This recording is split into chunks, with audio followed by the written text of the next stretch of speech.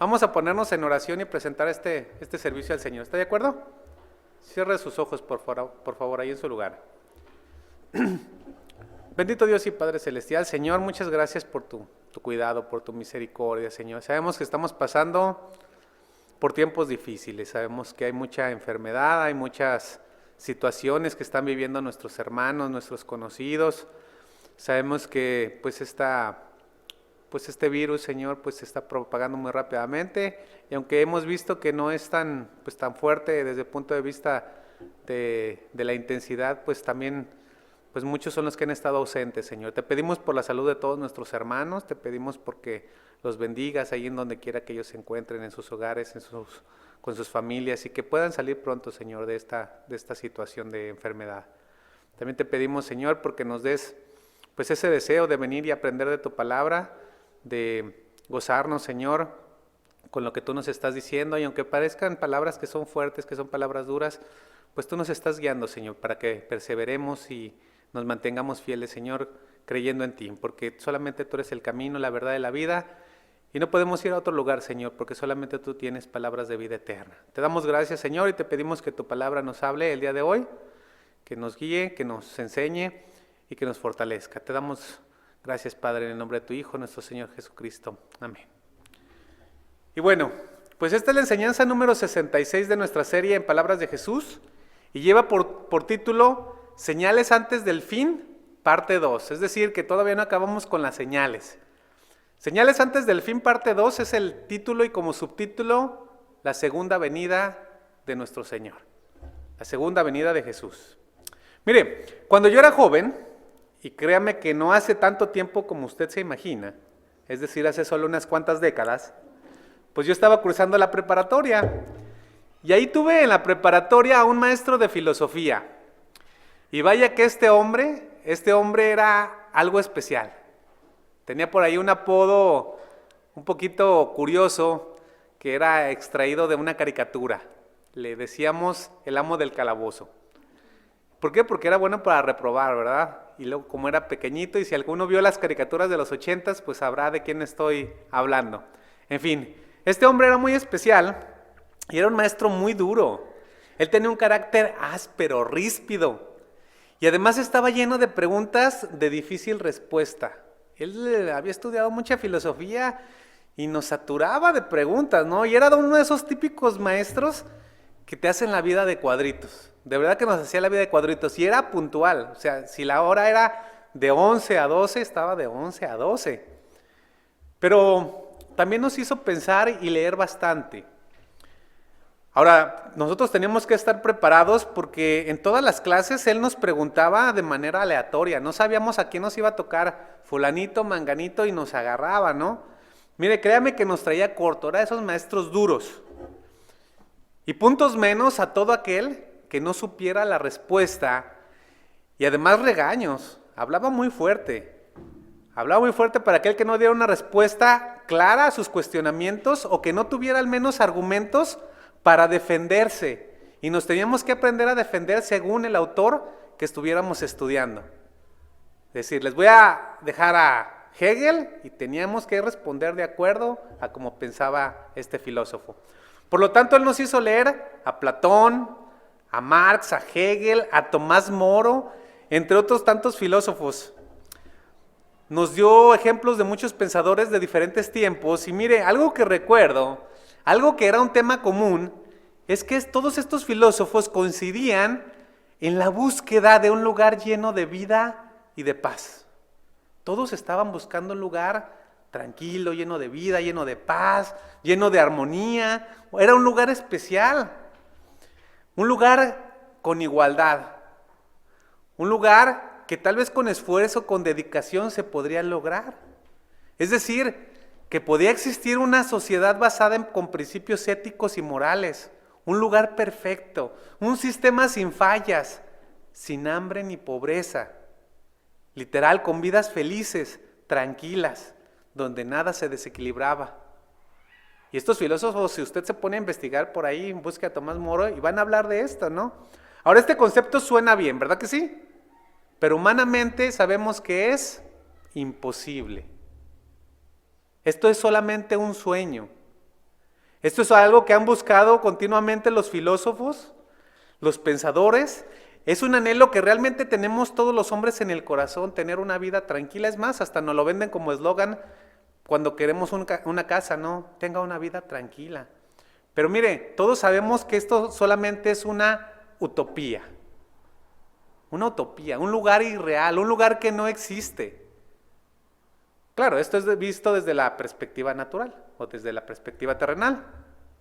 Y mire, además Dios por medio de su palabra dice que aquí en la tierra eso no va a suceder. No va a suceder por métodos humanos. Al contrario, el mundo va en decadencia, en picada, en caída libre. Y créame que es exponencial. A más pecado, más problemas. Así de sencillo. Si alguien quiere tener problemas, si alguien es buscador de problemas, empiece con pecar y va a ver que se va a meter en problemas. Cualquier pecado, usted piense en el que quiera. Así que la paz y la armonía perfecta serán hasta que Jesús regrese. Pero, mientras llega, los tiempos serán cada vez más difíciles, cada vez más complicados, porque definitivamente la tierra se dirige hacia un futuro aterrador. Y mire, no lo estoy espantando, es algo que se está viendo. No me vea como alguien pesimista, simplemente yo le estoy pasando lo que aquí está escrito. Vaya por favor a Lucas, que es nuestro libro de estudio, al capítulo 21, verso 20. Ahora no se espanten, no quiero que con esto que se vaya a buscar un búnker, se quiera encerrar ahí y ya no viva. No, usted viva bien, disfrute la vida, disfrute lo que el Señor le da, pero esté consciente de lo que está sucediendo. Así que continuaremos estudiando donde nos quedamos la vez anterior. ¿Ya lo tiene? Mire, los discípulos esperaban una señal clara. ¿Por qué? Porque así se la habían solicitado a Jesús. Pero Jesús, antes de darle la señal, les había dicho que no quedaría piedra sobre piedra en el templo. Ahora ellos le dijeron: Señor, dinos cuándo sucederán estas cosas. Y hasta entonces, después de haberles narrado todo lo que vimos de la enseñanza anterior, Jesús les da una señal a la que deberían de estar atentos todos aquellos que lo seguían. Lucas 21:20 dice: pero cuando vieres a Jerusalén rodeada de ejércitos, sabed entonces que su destrucción ha llegado. Entonces, los que estén en Judea huyan a los montes, y los que estén en medio de ella, váyanse, y los que estén en los campos, no entren a ella. Perdón, porque estos días son días de retribución, para que se cumplan todas las cosas que están escritas. Mas hay, y este es un clamor, un dolor, de las que estén en cinta, y de las que críen en aquellos días, porque habrá gran calamidad en la tierra, e ira sobre este pueblo.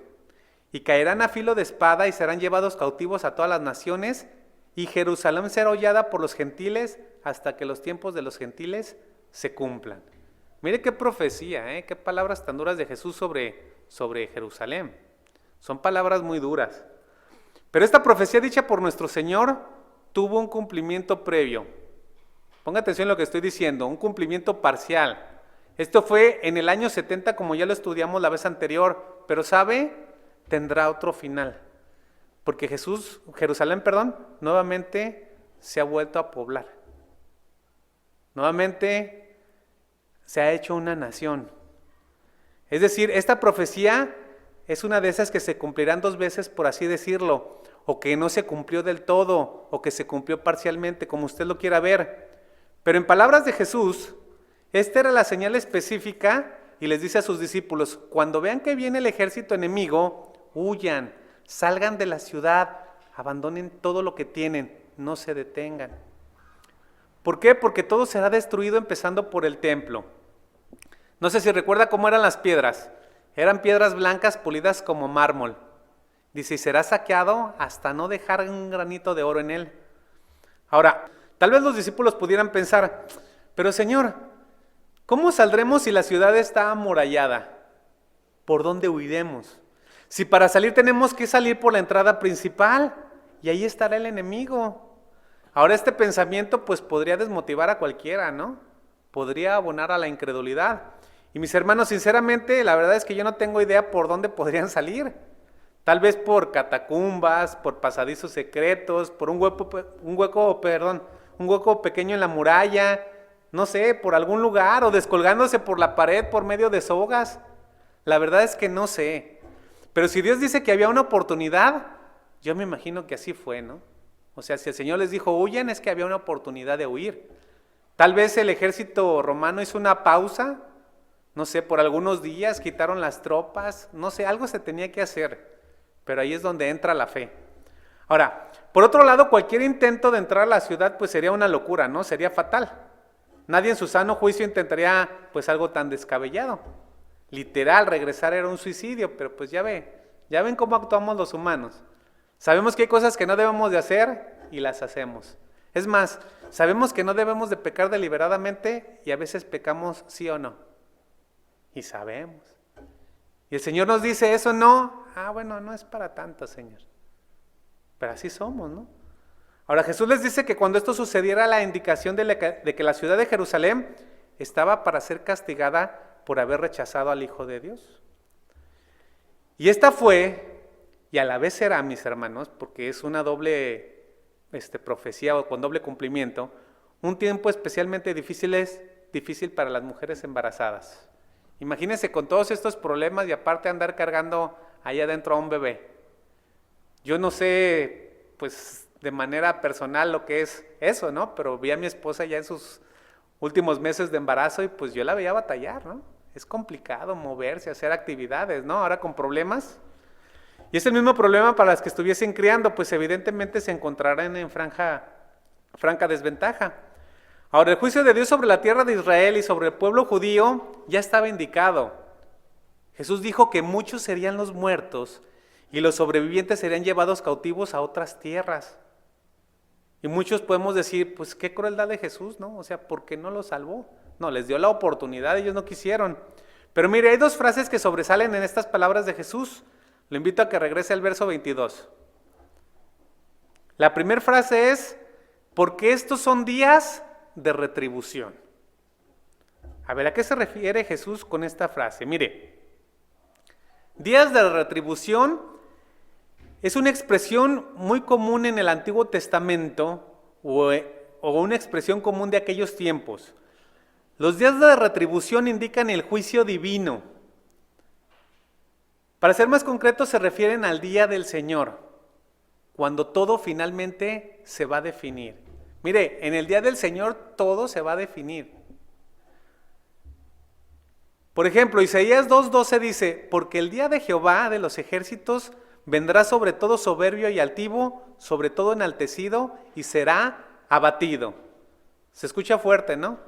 Pero dice que cuando venga el Señor será abatido. Ya no habrá oportunidad. Se acabará todo. Y Ezequiel 33 dice, porque cerca está el día de Jehová, día de nublado, día de castigo de las naciones será.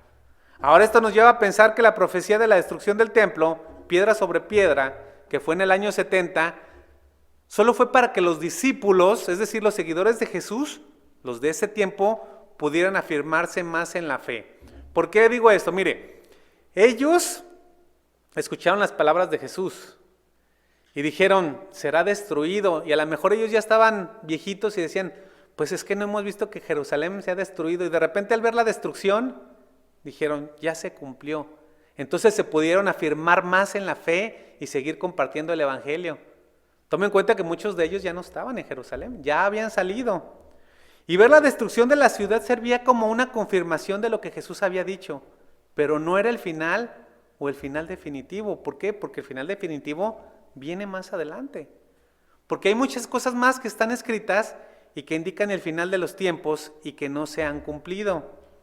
Por lo tanto, la segunda frase que sobresale en el verso 22 dice que todas las cosas que están escritas se deben de cumplir. La pregunta es, ¿todas las cosas que están escritas ya se cumplieron? No. La pregunta es, ¿por qué? Porque nuestro Señor Jesucristo aún no regresa, por eso no se han cumplido. Es por eso que esperamos su cumplimiento, pero créame, de que el día del Señor llegará. ¿Cuándo? No lo sabemos, pero de que llegará, llegará. Téngalo por seguro. Y lo más importante aquí, y que lo que nos debe llenar por un lado de confianza y a los que no creen de temor, es que cuando Jesús regrese, vendrá como juez. Y esto no le gusta a las personas. Vendrá como juez. Y créanme que las cosas se van a poner más complicadas aún. Mire, veamos qué más encontramos en palabras de Jesús. Verso 25 de Lucas 21. Dice Jesús: entonces habrá señales en el sol, en la luna y en las estrellas. Y en la tierra angustia de las gentes, confundidas a causa del bramido del mar y de las olas. ¿Quién ha estado en el mar cuando está agitado? Es bien feo, es una sensación terrible. Yo estuve en una lanchita hace muchos años y se empezó a picar el mar. Y pues yo vi al barquero pues nervioso, y si él estaba nervioso pues yo quería que me sacaran. Es una sensación muy fea.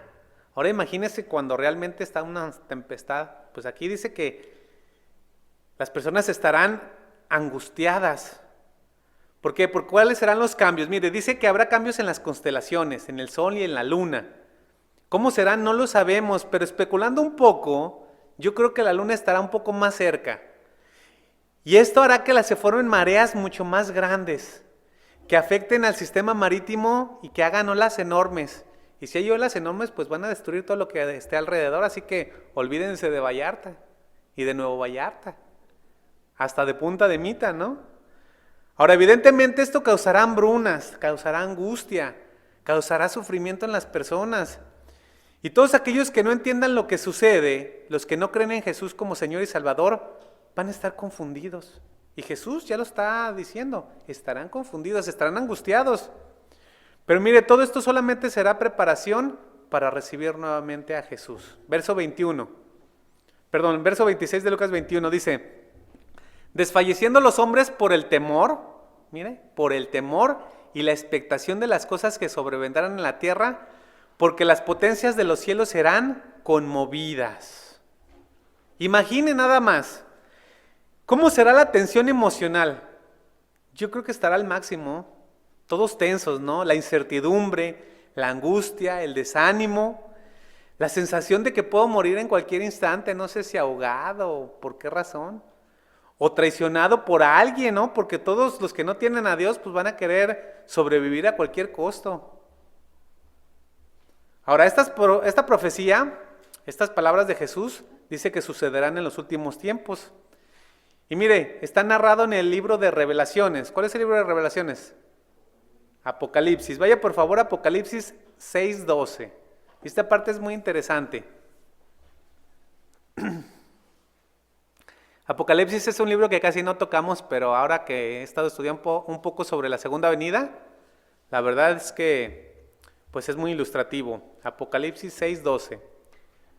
Dice Juan: miré cuando abrió el sexto sello, y he aquí hubo un gran terremoto, y el sol se puso negro como tela de silicio, y la luna se volvió toda como sangre, y las estrellas del cielo cayeron sobre la tierra, como la higuera deja caer sus higos cuando es sacudida por un fuerte viento.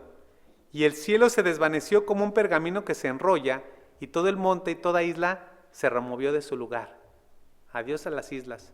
Y los reyes de la tierra, y los grandes y ricos, los capitanes, los poderosos y todo siervo y todo libre, se escondieron en las cuevas y entre las peñas de los montes, y decían a los montes y a las peñas: caed sobre nosotros y escondednos. Escóndanos del rostro de aquel que está sentado sobre el trono y de la ira del Cordero. ¿Qué palabras? La ira del Cordero. ¿Quién es el Cordero? Jesús. Pero es una ira santa. ¿Va a venir como juez? Porque el gran día de su ira ha llegado. ¿Y quién podrá sostenerse en pie? ¿Quién podrá sostenerse?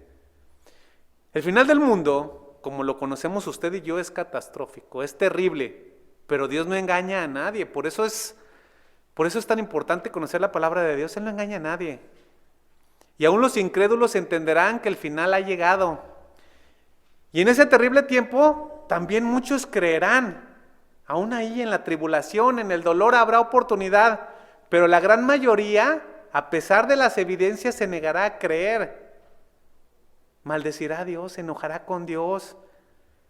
A pesar de todas las circunstancias por las que estén pasando, no querrán creer. Y esto es increíble, ¿no? Y entonces llegará la última señal, la más importante de todas. Una señal visible. Regrese a Lucas 21:27. Mire qué señal. Después de que las cosas empiecen a suceder. Entonces verán al Hijo del Hombre. La segunda venida de Jesús. Entonces verán al Hijo del Hombre que vendrá en una nube con poder y gran gloria. En ese día, el Hijo de Dios descenderá, bajará del cielo así como se fue en el día de la ascensión en una nube. Pero mire, será corporalmente, y esto es importante, Jesús regresará corporalmente, con su cuerpo glorificado y resucitado, tal y como lo vieron los discípulos en el monte de la transfiguración. Jesús está narrando su regreso y dice, todos me verán, pero lo hace de una manera general. No da detalles. Solo dice que regresará con gran poder y gran gloria, pero no agrega nada más. Sin embargo, el apóstol Juan, nuevamente en el libro de Apocalipsis, narra su regreso, pero de una manera más detallada. Ahora acompáñenme a Apocalipsis 19:11.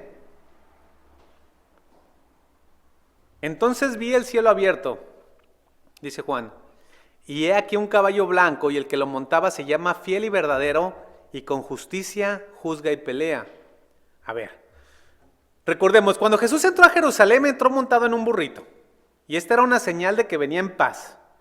Él estaba llegando a Jerusalén y estaba invitando a todos a arrepentirse y a creer en Él. ¿Sí lo recuerdan, verdad? En su primera venida, ponga atención, trajo perdón, misericordia, amor, cuidado, sanidades. Pero en su segunda venida traerá juicio. Eso es todo. Porque en su día el Señor regresará, pero ahora montado en un caballo blanco. Y venir ahora, ya no en un burrito, sino en un caballo blanco, simboliza su poder y su autoridad. Y como Él es fiel y verdadero, ese día cumplirá su palabra y actuará contra el pecado, llevándose en el camino a los pecadores. El pecado no se va solito al infierno, se va con los pecadores. Y Juan agrega lo que vio en su visión en Apocalipsis 19:12, dice, sus ojos eran como una llama de fuego y había en su cabeza muchas diademas. Y tenía un nombre escrito que ninguno conocía, sino él mismo. Y estaba vestido en una ropa teñida en sangre, y su nombre es el Verbo de Dios. ¿Cuál era el simbolismo de que había muchas diademas o muchas coronas? Bueno, el simbolismo es que Él es el Rey de Reyes y el Señor de Señores. Y dice que estaba vestido con un ropaje empapado en sangre. Este es el símbolo del día en que a usted y a mí nos compró a precio de sangre. A eso es a lo que se refiere. Verso 14 de Apocalipsis 19 dice, y los ejércitos celestiales vestidos de lino finísimo, blanco y limpio, le seguían en caballos blancos. Imagine cómo será el espectáculo. Yo sé que creo que todos hemos visto desfiles militares, ¿verdad? Y hacen evoluciones y van todos por las calles y se ve muy padre. Ahora imagine cómo se verá cuando el Señor regrese con sus ángeles. Millones y millones de ángeles montados en caballos blancos y ellos también vestidos de blanco. Esto estará mostrando con este color la naturaleza de la pureza del Hijo de Dios. Y es entonces cuando actuará. Jesús ejecutará el juicio. Y esto suena muy fuerte. Ahora ustedes y yo como cristianos podemos pensar, ay Señor, pero ¿no podrás tener un poquito más de misericordia? ¿No podrás darles un poquito más de perdón?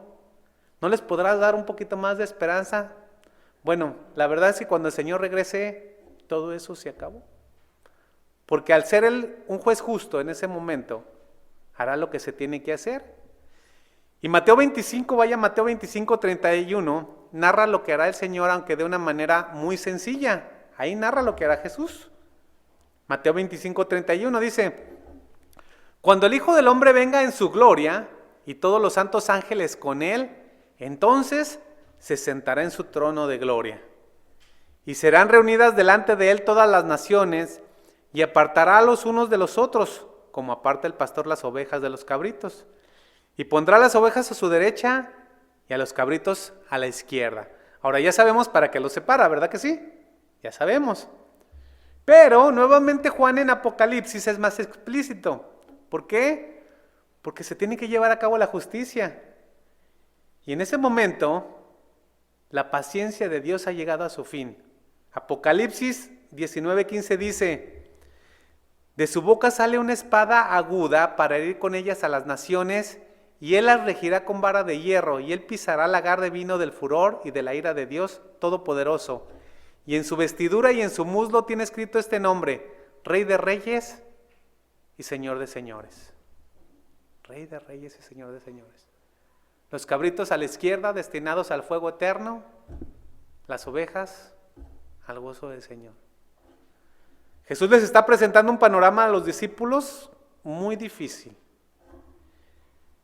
Muy difícil de ver para los que no creen, aunque haya múltiples señales. Pero sabe, a su tiempo todo ojo le verá. Ahora, como humanos es evidente que muchos, o la gran mayoría, puede pensar, pues como que ya se tardó, ¿no? Ya van 2000 años aproximadamente, y pues el Señor ni aún regresa. Y dicen que desde Pablo ya los estaba esperando y no regresa. Bueno, mis hermanos, quiero decirle que si aún no regresa, es porque aún estamos en el tiempo de la gracia. Aún hay oportunidad de arrepentirse. Aún se le puede buscar porque aún puede ser hallado. Es decir, por el momento su misericordia está vigente, todavía. Así que podemos aprovechar y compartir la palabra para que otros tantos se puedan salvar. Regresemos por favor a nuestro libro de estudio, Lucas 21:28. Vamos a continuar leyendo las palabras de Jesús. Cuando estas cosas comiencen a suceder, dice Jesús, erguíos y levantad vuestra cabeza, porque vuestra redención está cerca. ¿Qué palabras? Pues a mí me llenan de dos sentimientos diferentes. Mire, nadie sabe el día en que sucederán estas cosas. Pero aunque no lo queramos, ustedes y yo tendremos dos panoramas. Por un lado es evidente que somos hijos de Dios, ¿verdad? Eso es claro. Pero por otro lado también vivimos en la carne. Y todavía nos duelen los golpes, todavía nos enfermamos, todavía sufrimos las injusticias. Por lo tanto es evidente que si nos toca en nuestros tiempos, veremos y también seguramente sufriremos en carne propia el llanto, la angustia, el dolor y la muerte, ¿sí? Y en la carne eso no es fácil. Vamos a ver tragedias por todos lados. ¿Por qué? Porque habrá múltiples situaciones complicadas y en nuestra carne se va a sentir. ¿Por qué? Porque nadie estamos acostumbrados a ver las cosas que aquí están narradas. No estamos acostumbrados a eso. Mire, ¿quién de ustedes está acostumbrado a ver sangre? Nadie, ¿verdad? Es terrible. Yo con poquita sangre me mareo. Pero por otro lado, Jesús está dando una orden, una instrucción que es para todos aquellos que decimos creer en Él, para que la generación que esté viva en el día de su regreso reciba esta orden que va por encima del dolor y del sufrimiento. Dice, erguíos y levantad vuestra cabeza porque he regresado. Mis hermanos, el regreso de nuestro Señor Jesucristo será el inicio de lo mejor. Créame, no lo puedo describir, no encuentro las palabras, me falta el vocabulario. Pero yo creo que será algo sensacional, será algo extraordinario, porque aunque veamos dolor y sufrimiento por todos lados, ver que llega el Señor, es decir, ya se acabó, nuestra redención va a ser finalizada. Ya sabemos que unos se van a perder, porque así está escrito, pero los que nos salvemos estaremos con el Señor, ya no habrá más dolor, ya no habrá más llanto, el Señor vendrá a instituir su orden, y entonces sí habrá paz, sí habrá felicidad. Así que pues mis hermanos, cada día usted y yo debemos estar expectantes para recibir al Señor. La pregunta es, ¿realmente estamos expectantes?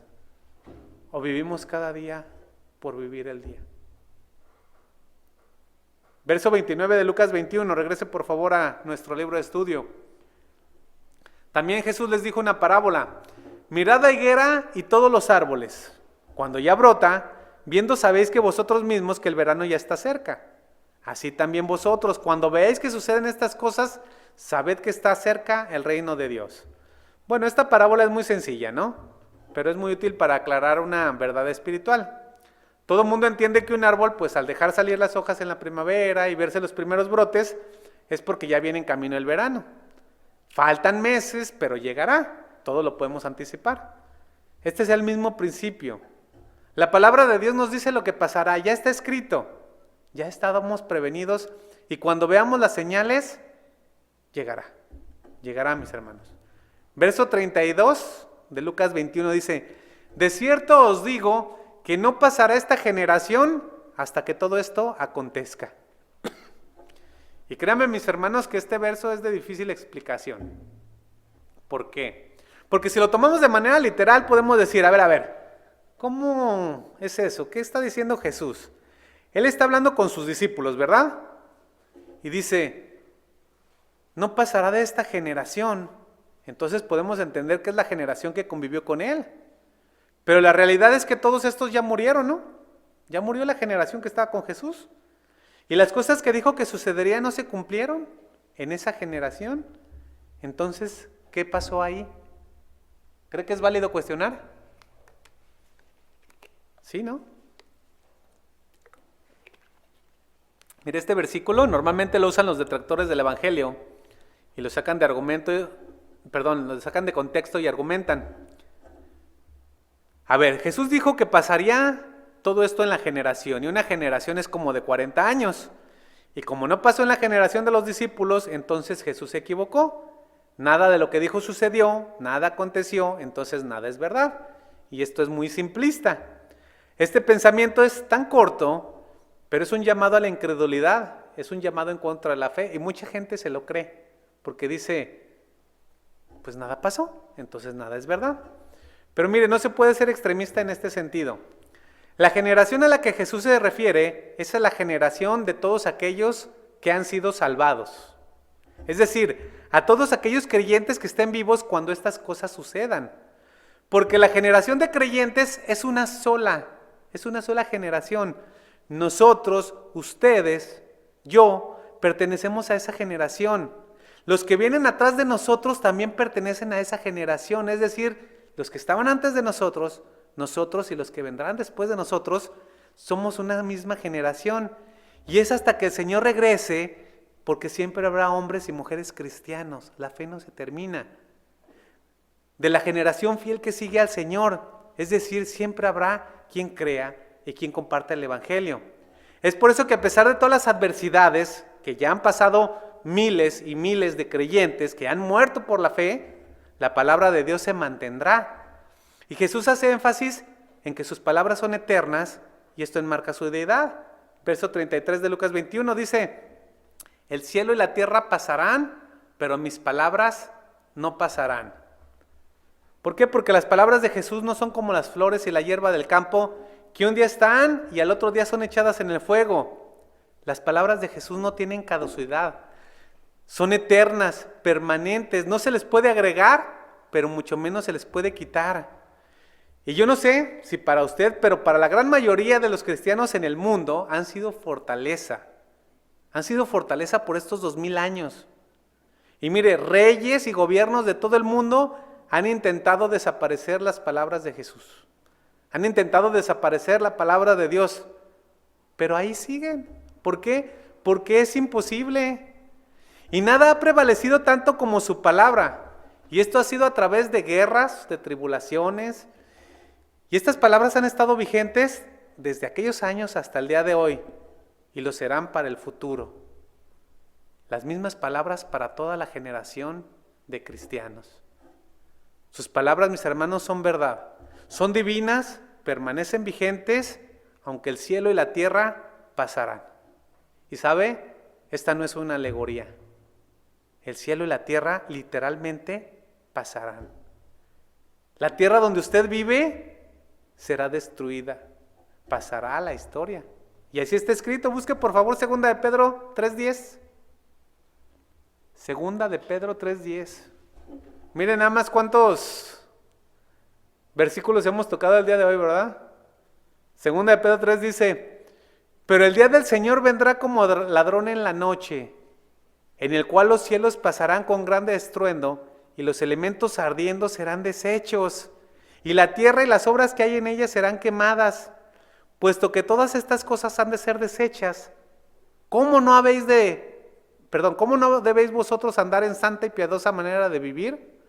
Esperando y apresurándoos para la venida del día de Dios, en el cual los cielos, encendiéndose, serán deshechos, y los elementos, siendo quemados, se fundirán. Una nueva creación.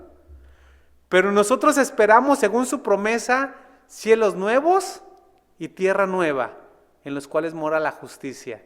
Ahí sí habrá amor, paz, tranquilidad, salud, etcétera, etcétera. Cielos nuevos y tierra nueva. Porque todo esto se acabará. ¿Sí lo cree? Así pues el cielo y la tierra pasarán, pero sus palabras prevalecerán. Y todos los que tenemos fe esperamos esa promesa. Ahora, estamos leyendo la palabra de Dios y usted dice, pues qué palabras tan duras. La pregunta es, ¿le gustaría que el Señor ya viniera?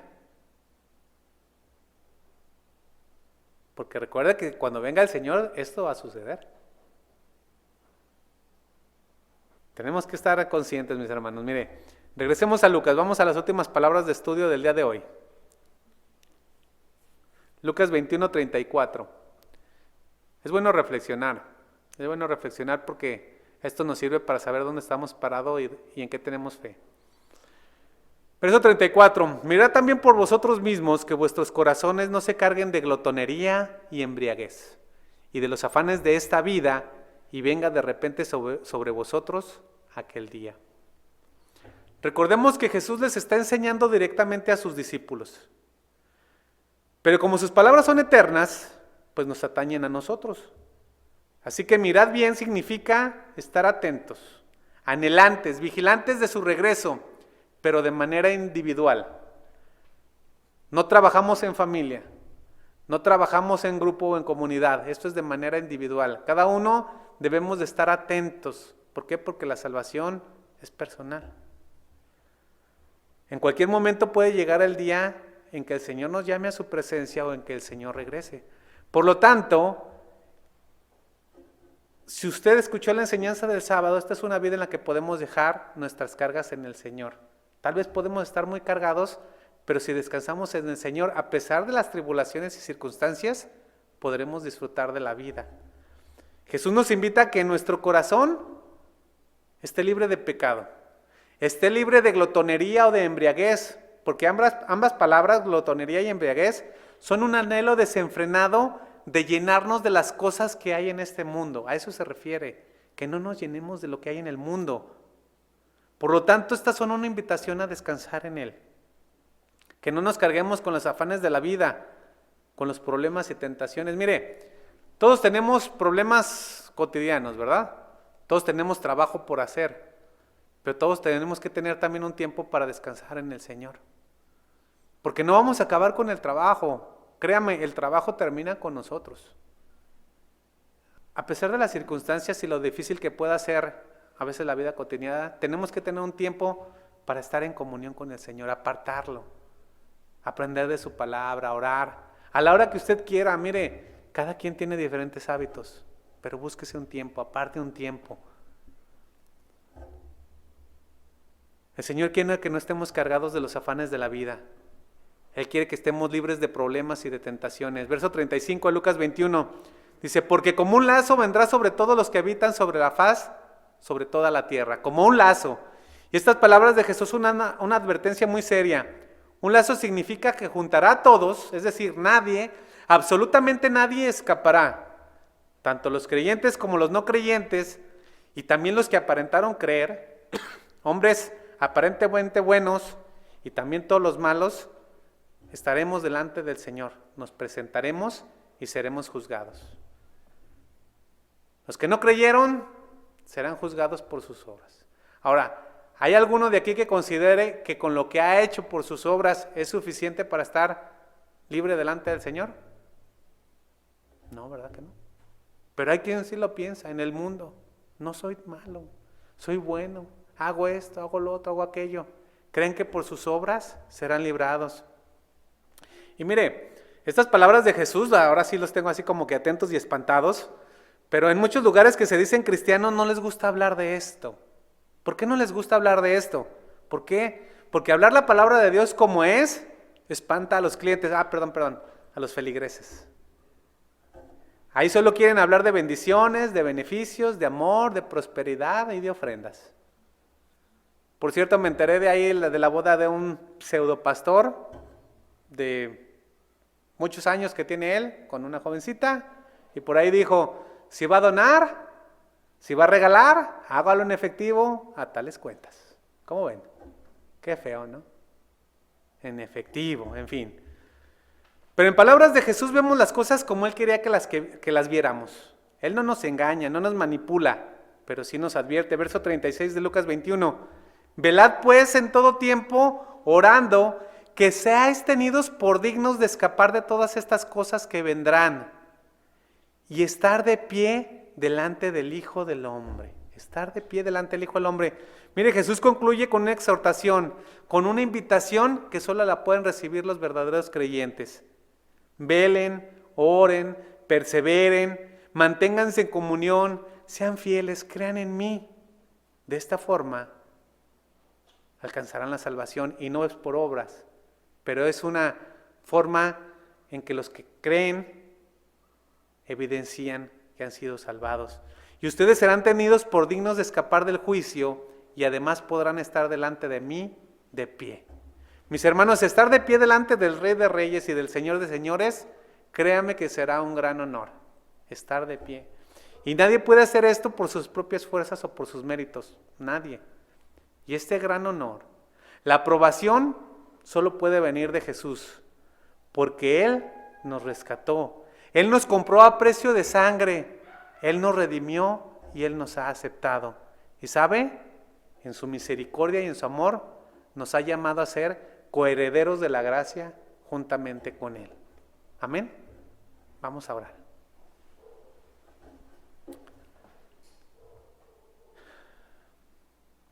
Padre Celestial,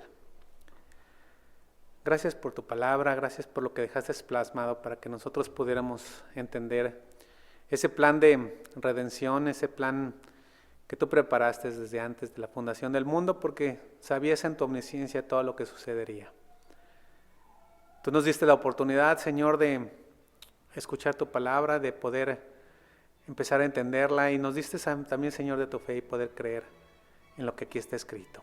Sabemos que son palabras fuertes, que son palabras duras, que nos confrontan, porque en ellas pues hay dolor físico, hay carencias, hay situaciones que a nadie como humanos en la vida natural nos agradan, nos gustan. Pero tú no engañas a nadie, y tú dices que cuando estas cosas sucedan, que cuando estas cosas lleguen, es porque ya vienes. Y que el día que regreses, ese día que regreses, Señor, será para completar la obra de redención. Será para emitir un juicio, y que tú nos separarás, Señor, de todos aquellos que decidieron no creer en ti, de todos aquellos que decidieron seguir otro camino. Queremos estar firmes en ti que eres la roca de nuestra salvación. Ayúdanos, Señor, a confiar cada día más. Ayúdanos, Señor, a creer cada día más. Ayúdanos, Señor, a tener ese deseo, esas ganas de aprender de tu palabra, a prepararnos, Señor, porque en cualquier momento tenemos que estar listos para presentar el Evangelio a otras personas. Muchas veces creemos que solamente debemos de estudiar para compartir la palabra aquí en la iglesia o en alguna situación, Señor, especial, pero realmente estudiar tu palabra es una bendición para cada uno de nosotros. Y ayúdanos, Señor, a apartar ese tiempo que nos haga crecer, que nos haga entender, que nos haga madurar. Te damos gracias, Señor, porque aunque son duras, también son de esperanza, y sabemos que en ellas está encerrada la vida eterna. Gracias, Padre, en el nombre de tu Hijo, nuestro Señor y Salvador Jesucristo, en el cual esperamos su venida. Amén.